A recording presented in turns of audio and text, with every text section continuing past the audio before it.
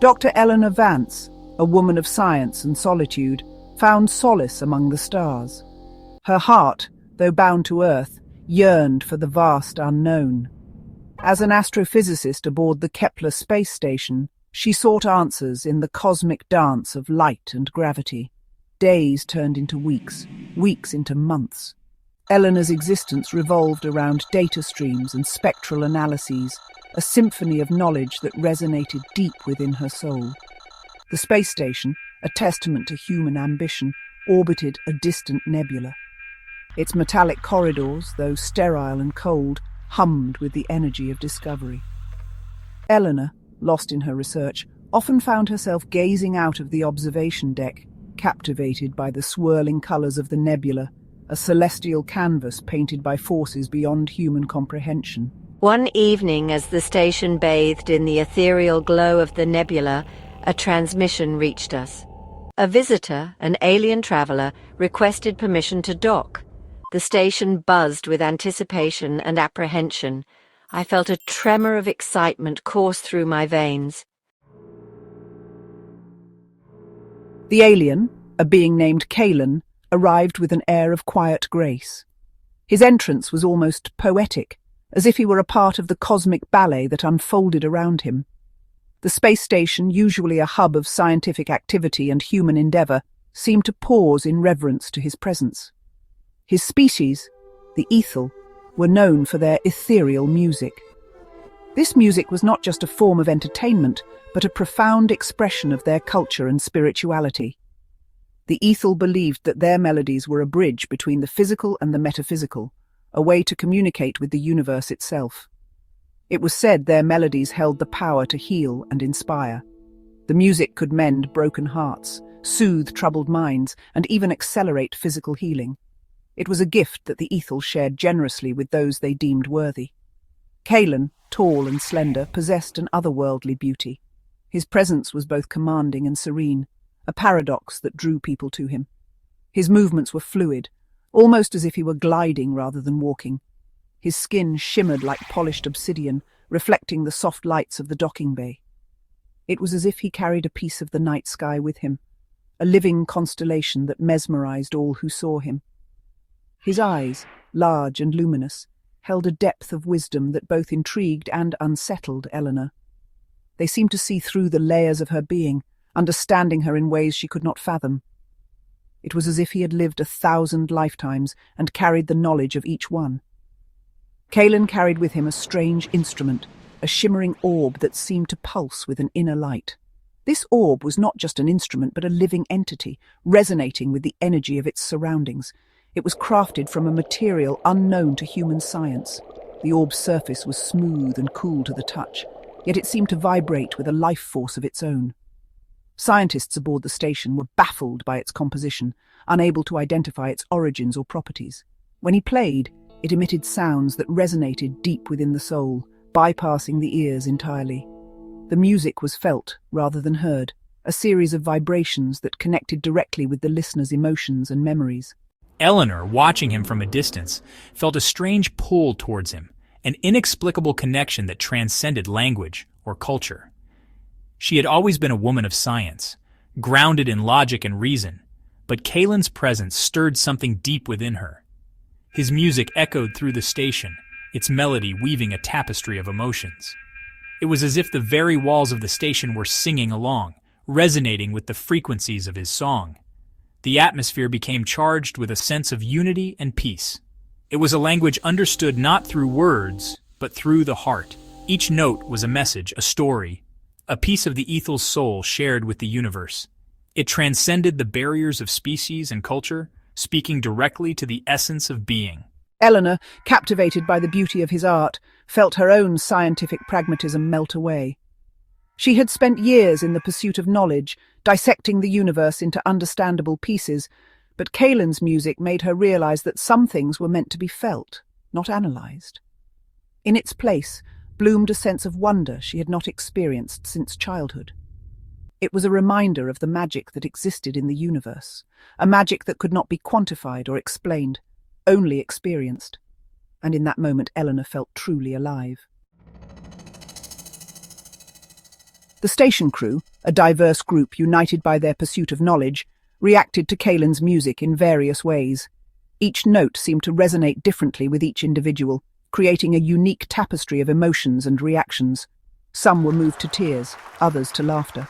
The music had a way of reaching into the depths of their souls, pulling out emotions that had long been buried under the weight of their daily responsibilities and the vastness of space. Some felt a sense of peace they had never known, while others felt an unsettling disquiet. It was as if the music was a mirror, reflecting their innermost feelings and thoughts, whether they were ready to face them or not. Eleanor, observing these reactions, realized that Kalen's music had the power to unlock something deep within the human psyche, to expose emotions normally kept hidden. She saw how it brought people together, creating a shared experience that transcended words and cultural barriers. As the days passed, I found myself drawn to Kalen's music like a moth to a flame. It was more than just a distraction from the monotony of space. It was a lifeline, a connection to something greater than myself. I would sit for hours in the observation deck, listening to him play. The vastness of space outside the window seemed to echo the vastness of the music, each note a star in a cosmic symphony. His music seemed to speak to my soul, to soothe my loneliness, and awaken a sense of wonder I hadn't realized I'd lost. It was as if the music was a bridge, connecting me to the universe and to the other souls aboard the station. The more she learned about me, the more she realized that despite our vastly different origins, we shared a common language, the language of music, and the pursuit of understanding. It was a revelation that brought us closer, forging a bond that transcended the physical confines of the station. Ever the scientist, I was fascinated by the effect Kalen's music had on the human brain. I began to study the sonic vibrations, trying to understand the science behind the magic. I began to study the sonic vibrations. The patterns were unlike anything I'd ever seen, complex and beautiful, like the music itself. My instruments, designed to measure cosmic phenomena, struggled to quantify the ethereal beauty of his art. It was as if the music existed in a realm beyond the reach of our technology, a reminder of the limits of our understanding.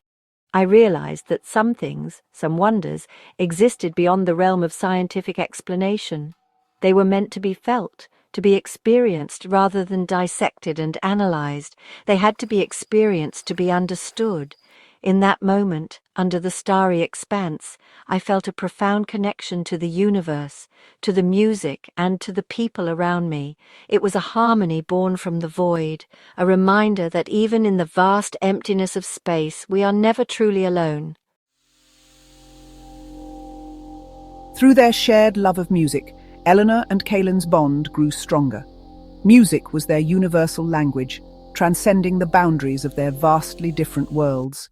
Each note played, each melody shared, was a step closer to understanding one another.